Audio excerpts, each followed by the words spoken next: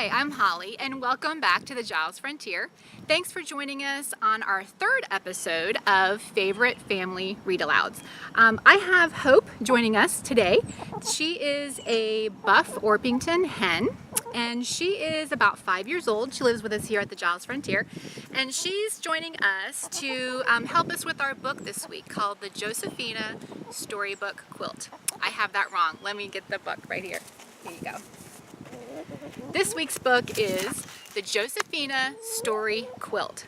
Now this is written by Eleanor Coer, and I could possibly be saying her name wrong. It's C-O-E-R-R.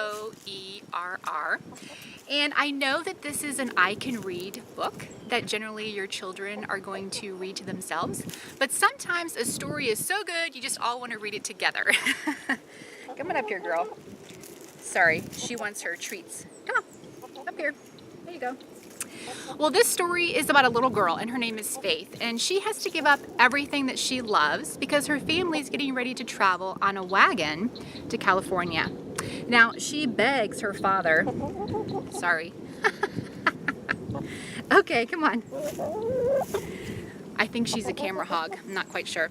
So anyway, Faith begs her father to please bring Josephina, which is her pet hen. Now her father is not happy about it at all because, for one, Josephina is old, she doesn't lay eggs anymore, and she's of no use to the family. So her father does not want to bring along anything that isn't necessary. Well, in the end, Josephina does get to take the journey with the family, and she becomes a vital part of the family and the journey. So you'll have to read the story to find out what happens. But Faith, along the way, chronicles the journey in a quilt that she works on every day. And so that's something that you can introduce to your children, the idea of quilting that has historical significance, because many families would do that on their journey out west, was to make a quilt about the things that they saw and what they did, things that happened along the journey, and it kind of told a story. So the story is the Josephina Story Quilt.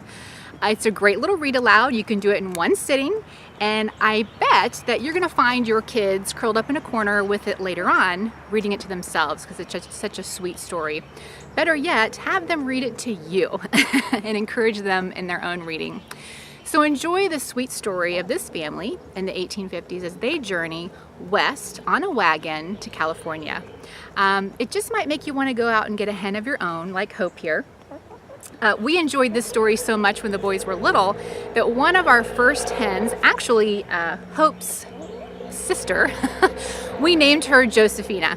But in the end, she actually turned out to be a Joe. So we weren't able to keep him here long at the Giles Frontier. But that's what these stories can do. They can really make an impact on your children and make animals part of your family. So again, enjoy the story, have fun, and go to the library and get some great books to read this week. We'll see you next week for a new story. Enjoy the journey.